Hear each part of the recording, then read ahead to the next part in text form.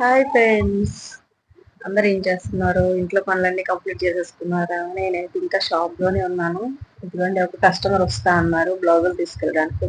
ఆ కస్టమర్ కోసం వెయిటింగ్.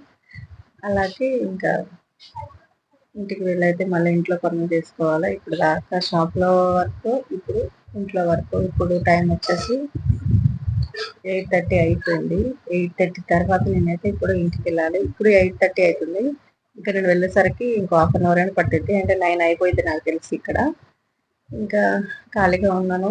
ఇంతకుముందు స్టిచ్చింగ్ ఆపేసాను. ఇంకా నా వల్ల కావట్లేదు అని చెప్పేసి ఇలా కూర్చున్నాను. ఇంకా మా వారు వస్తా అన్నారు షాప్ దగ్గరికి అని చెప్పేసి, ఇంకా ఆలోపు ఖాళీ ఎందుకు అని చెప్పేసి చిన్న షార్ట్ అయితే మీ అందరితో షేర్ చేసుకుంటున్నాను.